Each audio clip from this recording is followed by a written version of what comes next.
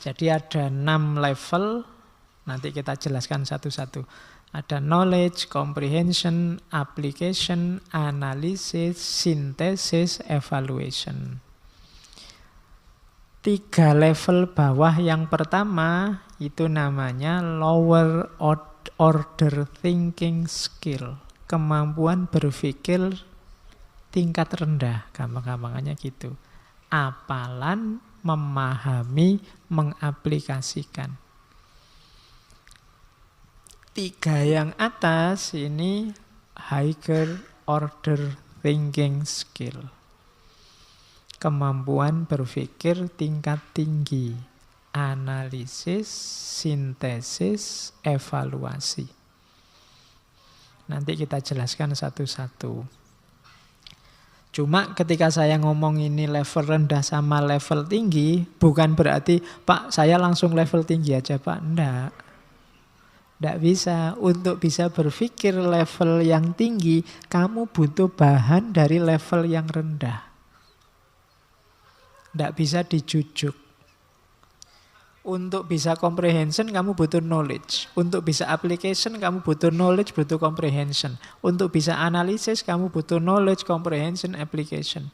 Untuk bisa sintesis, kamu butuh 4 yang bawah. Untuk evaluasi yang atas, kamu butuh 5 yang bawah. Jadi tidak bisa kamu bypass. Saya sudah ngaji filsafat lama, Pak. Aku tidak pakai knowledge, tidak pakai comprehension. Langsung evaluation, langsung kritik misalnya. Iya. Kan sering kita itu paham, tidak paham, yang penting kritik. Itu levelnya keduren, kamu belajar. Yang rendah-rendah, pahami dulu apa yang mau kritik. Apa yang mau kamu kritik, apa yang mau kamu evaluasi. Baru nanti kamu lihat aplikasinya, dianalisis dulu dan seterusnya. Jadi tidak bisa dijujuk. Jadi tinggi rendah itu tidak ada hubungannya. Kalau ada temanmu hanya ngomong apalan, alah apalan, tingkatnya masih rendah misalnya. Tidak begitu. Kamu apal aja enggak, berarti kamu yang rendah aja belum. Tidak mungkin kamu naik ke level atasnya. Jadi levelnya masih rendah. Oke, kita lihat satu-satu ya.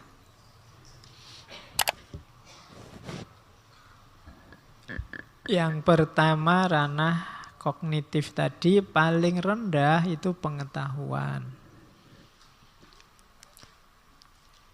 Ngujinya gampang. Pengetahuan itu berarti kamu bisa menyebutkan kembali.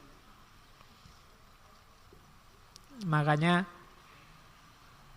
ujian hafalan itu kan kamu disuruh menyebutkan kembali. Pertanyaannya kebanyakan sebutkan atau jelaskan, tapi kamu nggak boleh lihat bukunya. Jadi sebutkan kembali, jelaskan kembali. Ini level paling rendah. Jadi misalnya sebutkan berapa jumlah, nah itu kan kamu harus hafalan, itu enggak bisa. Sebutkan tahun berapa sejarah berdirinya bla bla bla, itu kan pertanyaan paling bikin trauma kan gitu. Biasanya hafalan tanggal, hafalan jumlah, sebutkan 7 ciri-ciri, itu kan kamu bisa jawabnya pontang-panting, mis. Ngarang sampai 7 kan enggak gampang. Kalau cuma menghafalkan 1, 2 simpel, begitu ngarang sampai 7 mampus sudah. Kamu baru dapat 4 itu sudah ngos-ngosan. Oh, poliane ya, tinggal 3 ini. Akhirnya ngelirik kanan, ngelirik kiri. Cuma ini bahanmu untuk naik ke level selanjutnya. Paham, enggak masalah. Pertanyaan sebutkan itu kan kamu enggak dituntut paham. Asal bisa menyebutkan. Anak TK juga bisa. Ya kan, kalau cuma menyebutkan TK misalnya, ajarilah pikirannya Sartre apa Heidegger ngono. Kon ngapal ketok we. Bahwa ini bisa mereka. Jadi kalau kalian yang suka ngomong filsafat, posting filsafat tapi tidak paham, bisa menyebutkan saja, levelmu masih paling rendah. Pengetahuan, knowledge. Naik kelas sedikit, ini lebih bagus. Pemahaman.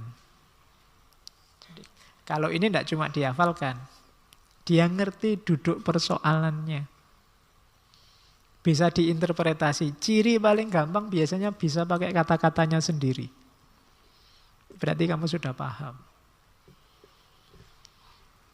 Jadi tidak cuma mindah dari buku atau menghafalkan dari buku. Zaman saya kuliah dulu ada dosen yang kalau ujian, kalau sekarang kan dosen baik-baik, zaman saya banyak yang killer. Kalau ujian itu ngambil satu paragraf dari buku, ditempel di satu soal. Terus dipotong-potong. 2, 4, 3 kata dipotong. Kita suruh ngisi. Itu kan apalan itu, sak paragraf. Kadang-kadang kita bingung, ini dan apa yang ya isinya ya. Bisa begitu. Karena dipotong per kata gitu. Nah, itu kan nyuruh kita apalan bener. Kalau udah hafal nggak bisa jawab tetap. Nah, kamu paham nggak masalah, sih penting hafal. Kalau soalnya jenis begitu kan. Cuma level kedua ini lebih bagus, pemahaman. Kalau pemahaman ini pakai kata-katamu sendiri bisa. Yang penting maksudnya sama. Itu makanya yang hanya hafalan, besok nulis skripsi mesti susah. Kenapa? Karena dia tidak bisa bikin kata-kata sendiri. Akhirnya skripsi ini cuma ngutip buku, dijajar-jajar, kayak bikin clipping itu kan dari buku ini. Jadi kalau kamu bikin tesis, bikin skripsi kok kayak clipping, itu alamat levelmu sebenarnya level hafalan. Belum naik ke pemahaman. Kalau pemahaman itu kamu bisa bikin kalimat dengan kata-katamu sendiri meskipun maksudnya sama.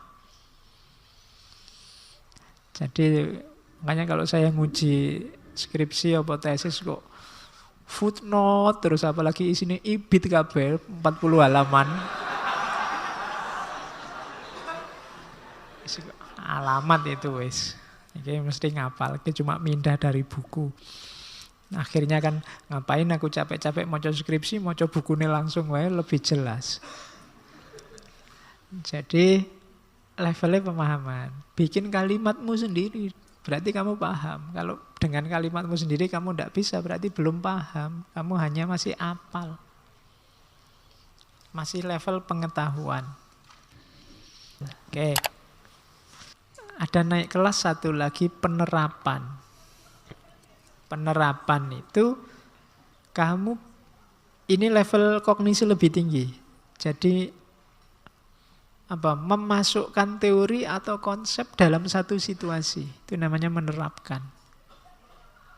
Meskipun prakteknya mungkin belum atau sudah atau hanya dibayangkan saja, tapi kamu ngerti bahwa ini menjalankannya dalam situasi ini, di ranah ini dengan cara ini, berarti kamu sudah masuk ke level penerapan. Kamu tidak cuma menjelaskan yang kamu pahami tadi kan, tapi kamu juga bisa menunjukkan pelaksanaannya. Aspek implementasinya, berarti kamu sudah naik kelas satu step. Misalnya pelajaran sholat. Kalau hanya dipahami saja masih hafalan. Kalau hanya diingat saja masih hafalan, kalau dipahami, kamu jelaskan sholat itu bla bla bla bla, itu berarti kamu bisa menjelaskan ini dijalankan ketika ini dalam situasi ini, berarti penerapan. Dan kamu sendiri ngerti aspek aplikasinya. Itu namanya penerapan. Misalnya cara bikin teh. Kamu tahu untuk bikin teh itu gelasnya disiapkan dulu, setelah itu gulanya dikasih, setelah itu tehnya dikasih, setelah itu airnya dituangkan, baru dia jadi teh. Nah, itu penerapan namanya. Jadi kamu paham sebelumnya apa itu gula, apa itu teh, apa itu gelas, apa itu air panas. Kamu sudah paham. Nah sekarang aspek penerapan, aspek gimana cara menjalankannya. Ngaji filsafat itu bla bla bla bla. Caranya ngaji filsafat kamu ngerti, itu berarti kamu sudah nyampe level aplikasi.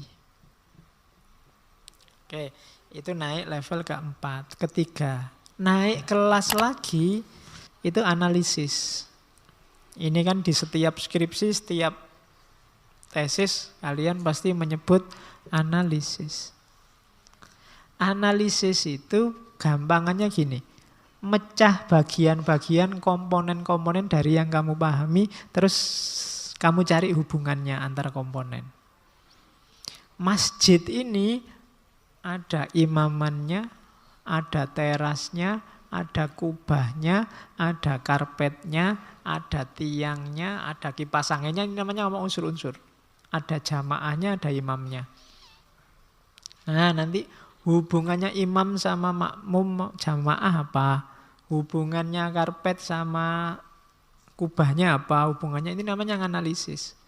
Kamu preteli unsur-unsurnya, kamu cari hubungannya. Hubungannya karpet sama imam apa? Oh, karpet itu untuk alasnya imam waktu sholat. Hubungannya imam sama jamaahnya apa? Imam yang mimpin sholat, jamaah yang dipimpin. Hubungannya imam jamaah sama kubahnya masjid apa? Loh, imam sama jamaah sholat di dalam masjid. Loh, masjidnya itu ada kubahnya. Itu namanya hubungan.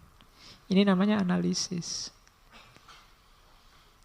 Ngaji filsafat. Yo, ada saya, ada kalian, ada laptop. Kan selalu laptop ini, selalu mic ini. Ada mikrofonnya, ada mejanya, ada tehnya, ada... Itu kan unsur-unsurnya. Terus kamu cari hubungannya. Oh, hubungannya kalian sama laptop ini apa? Oh, kalau saya butuh laptop ini, Pak. Dalam rangka biar slide-nya nyala terus saya paham. Karena laptop ini gunanya untuk menyalakan materi misalnya. Ini namanya analisis. Jadi kalau kalian berpikir secara analitis itu berarti apa? Unsur-unsurnya apa saja, kemudian kaitannya apa antara unsur itu. Misalnya gempa bumi itu ada unsur, sekarang ada relawannya, ada korbannya, ada korban ini ada dua jenis, ada yang selamat, ada yang tidak selamat. Kemudian ada, ini kan unsur-unsurnya. Terus hubungannya. Relawan ini membantu yang jadi korban. Kemudian rumah rubuh ini punyanya korban, dan korbannya ada di dalam, sementara relawan ini membantu korban biar keluar dari rumah. Ini namanya menganalisis. Unsur-unsurnya kamu pecah-pecah, kemudian kamu cari hubungannya. Oke, jadi analisis itu beda nanti sama interpretasi biasanya. Kadang-kadang rancu. Kalau interpretasi itu datanya apa, pemahamanmu bagaimana? Pemahamanmu terhadap data itu namanya interpretasi. Kamu ngaji kok menguap, wah itu kan, berarti kamu ngantuk. Misalnya, loh itu interpretasiku, datanya dari kamu menguap tadi. Karena menguap kan tidak mesti ngantuk. Air dipanaskan juga menguap. Tapi kan kamu nggak menyebut, wah airnya ngantuk, kan tidak begitu. Jadi, ya, oke. Saya tidak tahu kok bahasa Indonesia jadi menguap ya. Mungkin mulutmu mengeluarkan uap itu kalau lagi wah gitu. Iya. Oke, analisis ya. Jadi memahami sesuatu, pahami detail-detailnya, kemudian hubungannya antar variabel tadi. Itu namanya berpikirnya sudah lebih tinggi daripada penerapan tadi. Nah, ada lagi sintesis. Kalau sintesis ini butuh agak kemampuan imajinatif. Menggabung-gabungkan komponen-komponen tadi. Menggabung-gabungkan unsur-unsur tadi. Sehingga lahir hal yang baru. Misalnya sintesis itu kapan-kapan ya ngajinya ganti. Kalian yang di sini, saya sendirian di sana. Nah, kalian, loh itu kan kamu bayangin kan agak pakai imajinasi. Itu kan kreatif namanya. Itu cara berpikir gini namanya sintesis. Jadi membayangkan, membuat yang baru tapi dari variabel lama yang ada. Misalnya masjid ini mungkin ini kan tidak kayak kubah-kubah yang versi Persian yang ada menaranya, ada itunya. Ini kan agak bau-bau demak, agak bau-bau model anunya. Itu mesti model berpikir sintesis.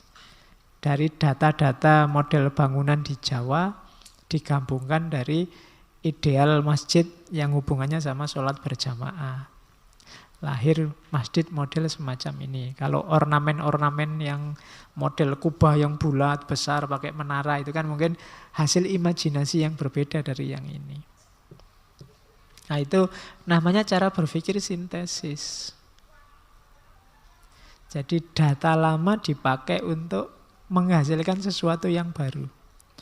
Misalnya dulu orang pakai sepatu kok sumpek ya. Tapi kalau pakai sandal kok kelihatannya tidak terlalu formal. Akhirnya lahir sepatu sandal. Nah, itu kan kreatif. Data yang lama dipakai untuk sesuatu yang baru.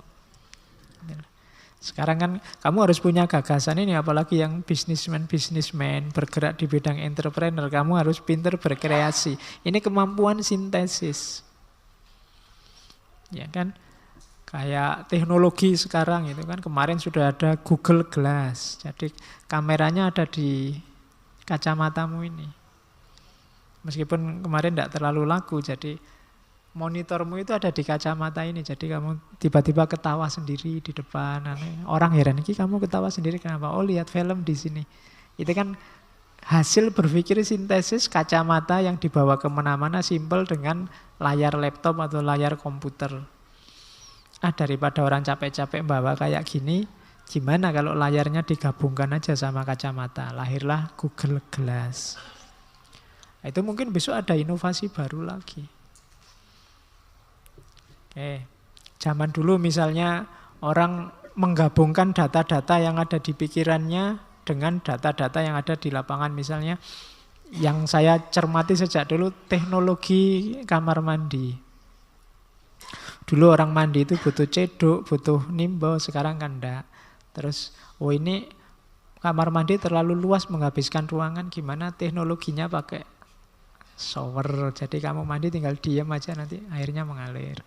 Nah itu kan berpikir sintesis. Apalagi yang teknologi toilet itu kan WC itu kan kamu dulu kalau ke belakang jongkok, sekarang nyari yang jongkok jarang. Akhirnya kan kamu berpikirnya sintesis, meskipun itu WC duduk, kamu tetap jongkok. Ya. Kamu cari bagian yang bisa diinjek untuk jongkok. Ya. Oke. Iya, itu kan menggabungkan data lama dengan fakta yang baru. Faktanya yang baru kamu disuruh duduk, padahal kamu tidak bisa kalau duduk, harusnya jongkok. Akhirnya kan kamu jongkok. Yo hati-hati kalau kepleset, karena konstruksinya beda. Nah, ini kan berpikir sintesis, data lama tambah data baru terus. Oke, pokoknya hati-hati karena sekarang perkembangan itu kan luar biasa. Kalau di mall itu saya jengkel karena kadang-kadang yang tidak bisa keluar airnya harus ditinggal dulu, airnya baru keluar. Nah itu kan menyedihkan, kamu sudah di situ, waduh, tak minggir dulu sebentar, tik. Airnya keluar, baru kamu balik lagi. Yang teknologi bilas kencing itu kan, itu kadang-kadang kamu sudah asik di situ, dipecet, tidak keluar airnya. Kan banyak begitu, makanya kamu hati-hati. Bagi yang kuper mending kamu tahan aja nyari botol aqua. Loh iya, daripada kamu keluar dari toilet basah semua,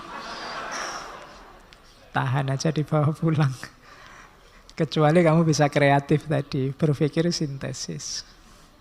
Ya paling enggak semprotannya di toilet itu kamu coba dulu ya. Coba ngerti buanter nanti kamu basah. Iya, saya seneng kalau nonton orang dari toilet teles kabeh, itu berarti iya. Oh. Iya, ya senengku ternyata ada temennya. Nggak cuma aku. Jadi latihan berpikir sintesis. Yang paling tinggi evaluasi. Kalau evaluasi itu menilai. Tadi sintesismu sudah cocok apa belum? Analisismu sudah pas apa belum? Aplikasinya memang sesuai enggak? Pemahamanmu nyambung memangnya? Atau hafalanmu sudah pas enggak? Ini evaluasi melandasi semuanya. Jadi ini level-level berpikir. Gunakan kognisimu, akalmu secara berjenjang ini. Kalau kemarin kan mikir, ya mikir Pak. Enggak, mikir itu ada level-levelnya. Paling rendah cuma ingat-ingat. Naik kelas memahami, naik kelas menjalani, menjalankan, naik kelas lagi. Nanti analisis, naik kelas lagi sintesis, naik kelas lagi evaluasi. Nah, sekarang kamu mikirnya ada di level mana? Saya bilang tadi yang level atas butuh level bawahnya. Kamu tidak bisa ngevaluasi kalau belum sintesis, tidak ngerti sintesis, tidak ngerti analisis, tidak ngerti yang sebelum-belumnya. Harus paham sebelumnya dulu, melewati sebelumnya dulu, baru bisa evaluasi. Kamu tidak bisa sintesis kalau belum sebelumnya. Kamu tidak bisa menerapkan kalau belum memahami. Kamu tidak bisa memahami kalau belum bisa menyebutkan atau menjelaskan. Jadi pendidikan itu di level kognisi ada level-levelnya ini. Mungkin untuk anak TK PAUD baru level pengetahuan. Nanti naik sedikit level pemahaman, level penerapan, level analisis, terus begitu.